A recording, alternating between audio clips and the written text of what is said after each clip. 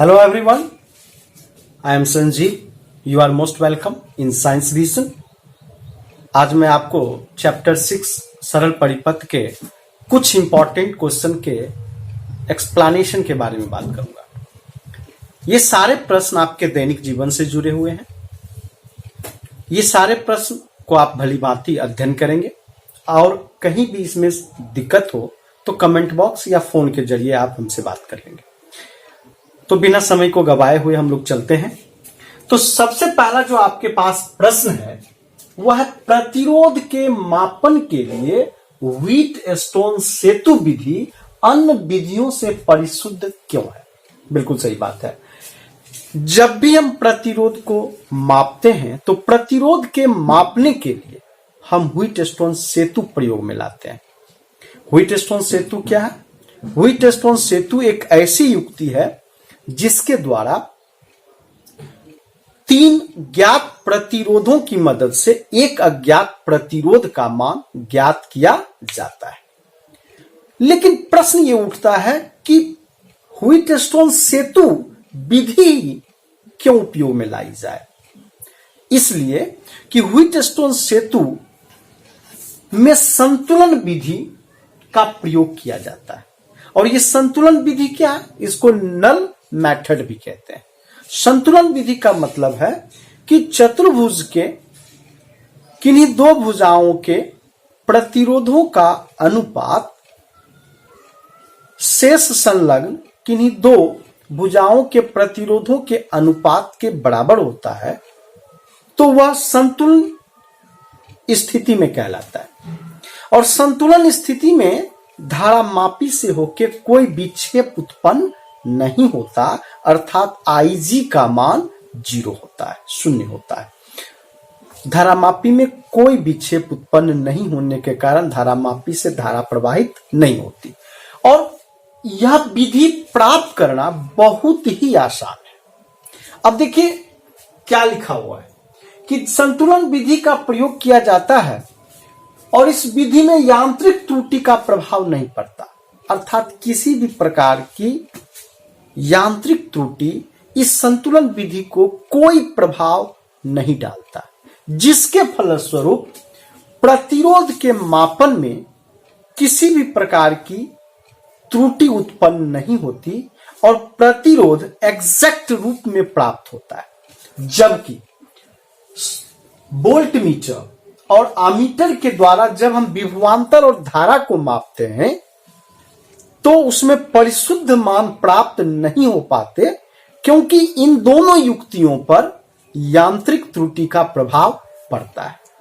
तो हम व्हीटस्टोन सेतु से परिशुद्ध प्रतिरोध का मान प्राप्त कर लेते हैं।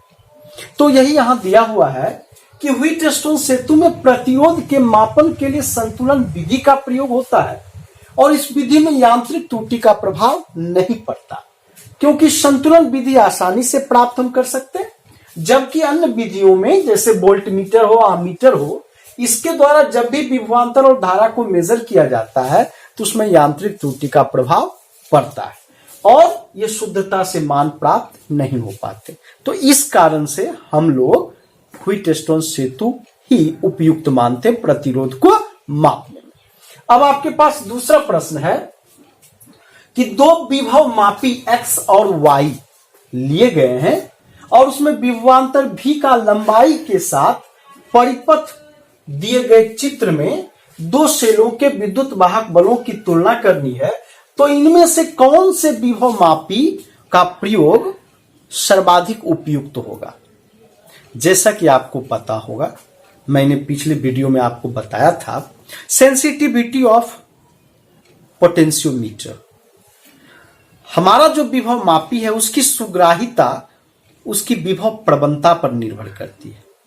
अगर विभव प्रवणता का परिमाण कम है तो विभव मापी अधिक संवेदनशील होता है और विभव मापी की जो विभव प्रवणता है वह लंबाई पर निर्भर करती है। तो यहां आप देखिए कि x और y, इसमें y की जो विभव प्रवणता है वो कम होगी जबकि x की विभव प्रवणता अधिक होगी। तो जिसकी विभव प्रवणता अधिक होगी उसकी विद्युत वाहक बल Y के विद्युत वाहक बल की तुलना में हम कम मेजर कर पाएंगे। तो कहने का मतलब है Y की विभव प्रवणता कम और X की विभव प्रवणता अधिक।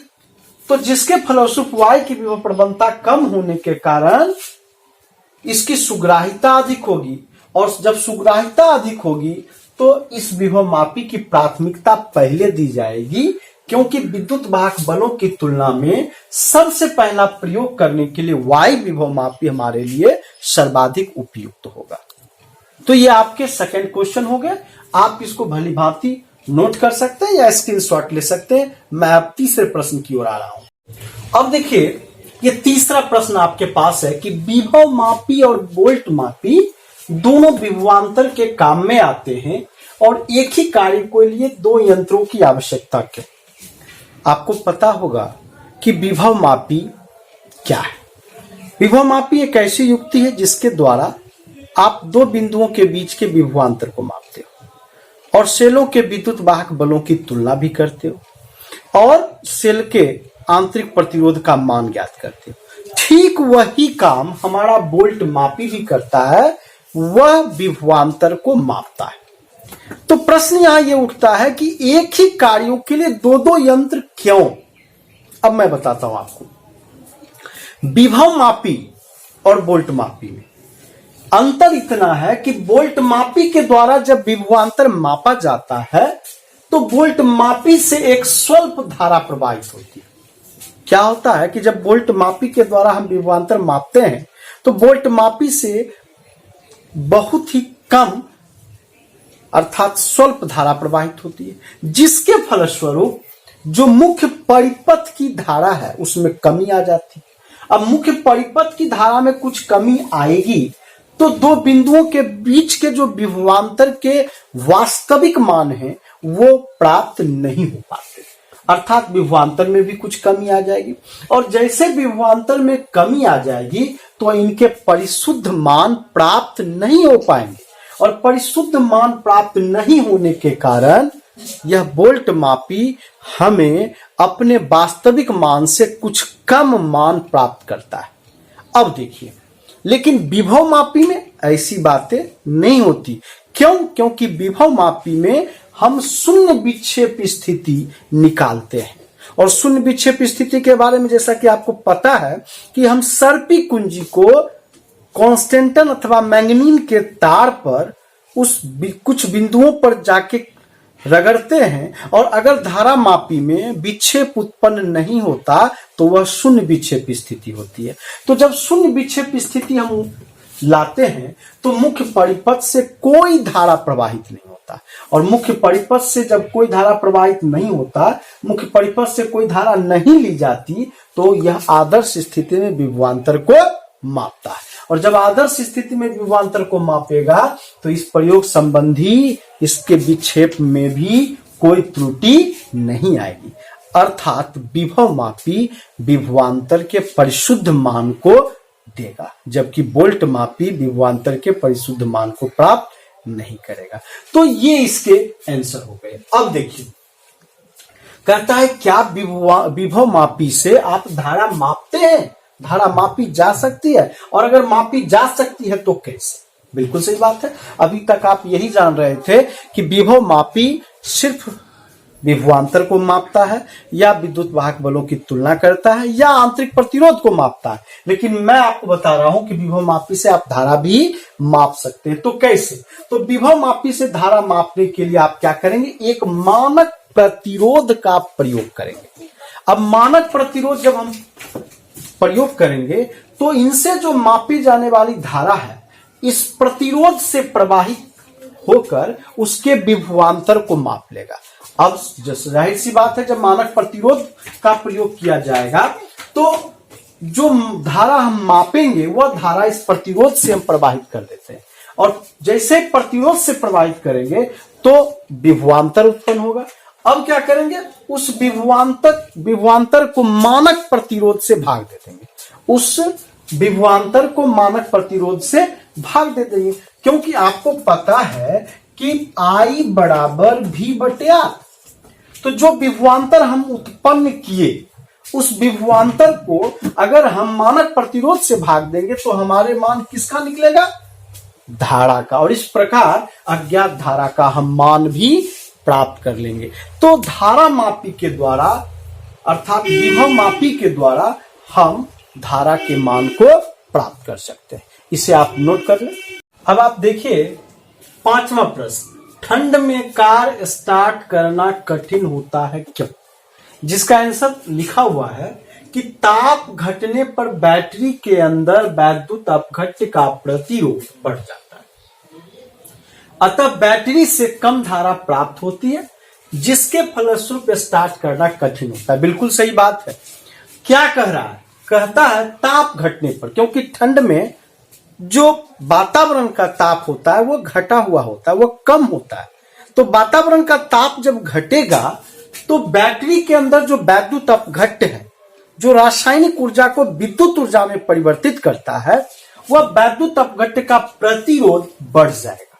और आपको पता है कि अगर वैद्युत अपघट्य का प्रतिरोध बढ़ता है तो धारा के प्रवाह में कमी आएगी, और जब वैद्युत धारा के प्रवाह में कमी आएगी तो बैटरी से कम धारा प्राप्त होगी, और जब बैटरी से कम धारा प्राप्त होगी तो मोटर गाड़ी स्टार्ट करना बहुत ही कठिन होता है। इसके लिए सबसे पहला हमारा मोटर गाड़ी को स्टार्ट करना है तो हमें सबसे पहले उसके इंजन को गर्म करना होता है। इसके लिए हम चॉक का इस्तेमाल करते हैं। तो ये हुआ आपका कि ठंड में कार स्टार्ट करना क्यों कठिन है। अब इसके बाद आपके पास का प्रश्न है, मोटर गाड़ी स्टार्ट करते समय उसकी हेडलाइट कुछ मंद क्यों पड़ जाती है? बिल्कुल आप अपने दैनिक जीवन में भी इसका उपभोग किए होंगे कि जब आप अधिक पावर वाला कोई इक्विपमेंट यूज में लाते हैं, जैसे मान लीजिए कि आप फ्रीज, चाहे आप हीटर आप लगाते हैं, हीटर जैसे ही आप ऑन करते हैं तो आप देखेंगे अपने घरों में जो बत्तियां लगी हुई है वो कुछ मंद पड़ जाती है। बिल्कुल इसी कॉन्सेप्ट पे वो भी काम करती है। तो ये क्या कहता है, सो देखिए, मोटर गाड़ी स्टार्ट करते समय स्टार्टर गाड़ी की बैटरी से एक उच्च धारा लेता है। बिल्कुल सही बात है।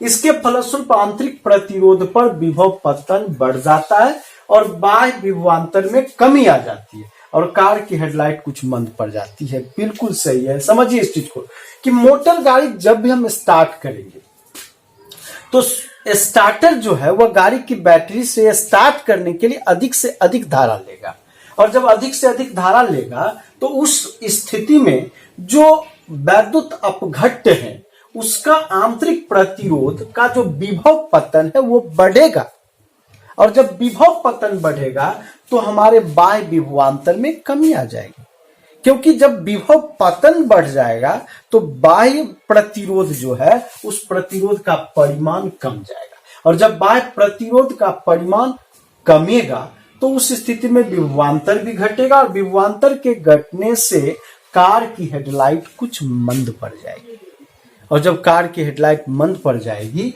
तो यही केस हमारे घरों में जब उच्च वोल्टता वाला कोई भी इक्विपमेंट यूज में हम लाते हैं तो हमारे घरों की घरों की जो बत्तियां हैं कुछ मंद पड़ती है। इसका कारण यही है। तो अब हम लोग चलते हैं तीसरे प्रश्न की ओर कि विभव मापी में तांबे के तार का प्रयोग क्यों किया जाता है, क्यों नहीं किया जाता है। तो तांबे का विशिष्ट प्रतिरोध कम और प्रतिरोध ताप गुणांक अधिक होता है, जबकि विभव मापी में प्रयुक्त कॉन्स्टेंटन अथवा मैंगनीज के तार का विशिष्ट प्रतिरोध उच्च एवं प्रतिरोध ताप गुणांक निम्न होते हैं। बिल्कुल सही बात। आपको पता है कि विभव मापी में हम तांबे के तार का प्रयोग नहीं करते। विभव मापी में हम कॉन्स्टेंटन अथवा मैंगनीज के तार का प्रयोग करते हैं। इसका एक खास रीजन है कि तांबे के तार का जो विशिष्ट प्रतिरोध है, जिसको हम प्रतिरोधकता कहते हैं, वह निम्न होता है और प्रतिरोध ताप गुणांक उच्च होता है। तो जाहिर सी बात है इसे मानक प्रतिरोध के रूप में हम प्रयोग में नहीं लाते, और जब मानक प्रतिरोध के प्रयोग में हम नहीं लाएंगे तो विभव मापी के द्वारा जो विभवांतर हमें मापना है वह परिशुद्ध रूप में प्राप्त नहीं हो पाएगा। जबकि इसके लिए जो कॉन्स्टेंटन अथवा मैंगनीज का तार प्रयुक्त में लाते हैं उसकी प्रतिरोधकता या उच्च विशिष्ट प्रतिरोध ये उच्च होते हैं। और प्रतिरोध ताप गुणांक निम्न होते हैं, जिसके फलस्वरूप वह मानक प्रतिरोध के प्रयोग में आते हैं और उससे हम लोग विभवांतर को परिशुद्ध रूप में प्राप्त करते हैं। अब हम लोग अगले प्रश्न की ओर चलेंगे, इसको आप नोट कर लें। गो। अब देखिए आपके पास 8वां प्रश्न है कि समान लंबाई की कॉपर तथा मैंगनीन की तारों के प्रतिरोध समान है, किस तार की मोटाई अधिक होगी? जैसा कि आपको पता है, आप जानते भी हैं, किसी तार की जो प्रतिरोध है वह कई बातों पर निर्भर करते हैं। किसी तार का प्रतिरोध सबसे पहले वह तार की लंबाई के समानुपाती और तार के अनुप्रस्थ परिच्छेद क्षेत्रफल के व्युत्क्रमानुपाती होते हैं। अर्थात R बराबर रो एल बाय ए, जहां L क्या है? तार की लंबाई है और A तार का अनुप्रस्थ काट का क्षेत्रफल है। अब देखिए यहां से, इससे अगर हम विशिष्ट प्रतिरोध रो का मान निकालें तो रो बराबर आर ए बाय एल होगा। तो चूंकि हमारे पास दो तार हैं जिनकी लंबाई समान, तो लंबाई समान होने के कारण इनके प्रतिरोध भी समान हो जाएंगे। अब कॉपर तार के लिए, अर्थात इसको रोसी से डिनोट किया जाएगा और ये प्रतिरोधकता को सूचित करता है, तो रोसी बराबर R A C by L. तो R A C by A C यहां क्या हो गया? यहां ए सी हो गया कॉपर तार के अनुप्रस्थ काट का क्षेत्रफल। और मैंगनीन तार के लिए रो एम प्रतिरोधकता है और इसका मान R A M by L. और यहां ए एम क्या है? यहां मैंगनीन तार के अनुप्रस्थ काट का क्षेत्रफल। तो इसी फॉर्मूला पे हमने दोनों का मान निकाले, एक कॉपर का और एक मैंगनीन का, और दोनों समीकरणों को, अर्थात समीकरण 1 और ये समीकरण 2, और समीकरण 1 में समीकरण 2 को भाग दे देते हैं। समीकरण 1 भागा समीकरण 2, जब भाग देंगे तो रोसी बाय एम, जैसे करेंगे तो आर आर कैंसिल और एल एल कैंसिल, बचेगा ए सी बाय एम। और जब ए सी बाय एम बचेगा तो हमारा वैल्यू क्या हो जाएगा कि चूंकि आपको कॉपर की जो प्रतिरोधकता होती है वो मैंगनीन की प्रतिरोधकता से कम होती है, अर्थात मैंगनीन की प्रतिरोधकता कॉपर की प्रतिरोधकता से अधिक है, तो जाहिर सी बात है मैंगनीन का जो एरिया है वो कॉपर की एरिया से अधिक होगा, और जिसका एरिया अधिक उसकी मोटाई भी अधिक होगी। तो इससे साफ स्पष्ट होता है कि हमारे मैंगनीन तार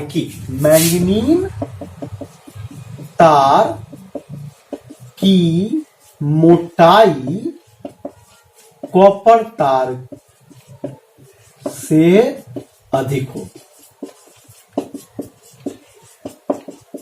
इसको नोट कर लीजिए, मैं अगले प्रश्न की ओर चलूंगा।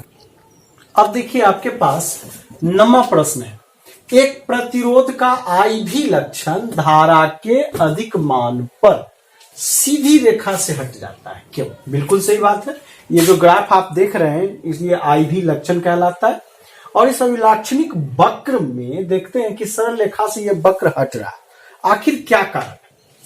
तो होता क्या है कि जब धारा का मान अधिक होगा तो प्रतिरोध के कारण अधिक ऊष्मा उत्पन्न होगी, और जब अधिक ऊष्मा होगी तो जूल का जो ऊष्मीय प्रभाव का नियम है, और आपने पढ़ा भी है कि जब किसी तार से होकर धारा प्रवाहित होती है तो उस तार में प्रतिरोध के कारण ऊष्मा की उत्पत्ति होती है, अर्थात हमारा चालक तार गर्म हो जाता है, अर्थात H बराबर आई स्क्वायर आर टी। तो जब ऊष्मा उत्पन्न होगी तो जाहिर सी बात है कि हमारा तापमान बदल जाएगा। और आपको पता है कि ओम के नियम में कि अचर ताप पर ताप कांस्टेंट होनी चाहिए, दाब कांस्टेंट होनी चाहिए, विकृति में कोई परिवर्तन नहीं होनी चाहिए। तो जब ताप बदलेगा तो क्या होगा कि ये ओम के नियम का पालन नहीं करेगा, ओम के नियम का पालन करना बंद कर देगा, और ये एक सरल रेखा न देकर यह सरल रेखा से टूट जाएगा, अर्थात ये वक्र के रूप में हो जाएगा। तो वही यहां कह रहा है कि प्रतिरोध ओम के नियम का पालन नहीं करेगा, और जब ओम के नियम का पालन नहीं करेगा तो वक्र सीधी रेखा से हट जाएगा। तो ये इसका एग्जैक्ट आंसर हुआ। अब देखिए कि किसी सेल के विद्युत वाहक की तुलना में टर्मिनल वोल्टता का मान कम क्यों होता है। तो दो स्थितियां उत्पन्न होती है कि एक सेल जब खुले परिपथ में होता है तो धारा प्रवाहित नहीं होती है, तो जब सेल खुले परिपथ में होगा तो उस समय धारा प्रवाहित नहीं होगी और आई का मान 0 होगा। और आपको पता है कि टर्मिनल वोल्टता और विद्युत वाहक बल और आंतरिक प्रतिरोध के बीच एक संबंध भी बराबर E माइनस आई आर होता है। तो जब धारा प्रवाहित नहीं होगी तो उस स्थिति में I का मान 0, तो V का मान किसके बराबर, E के बराबर, अर्थात विद्युत वाहक बल टर्मिनल वोल्टता के बराबर होगा।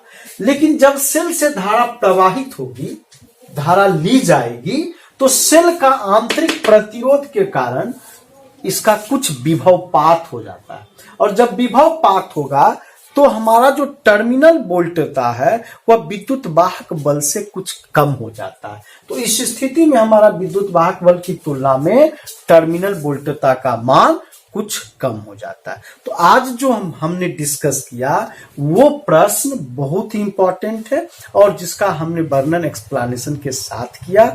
अब मैं आपको अगला वीडियो न्यूमेरिकल पार्ट 2 जो आपके विद्युत विभवमापी पर आधारित हो गया। धन्यवाद।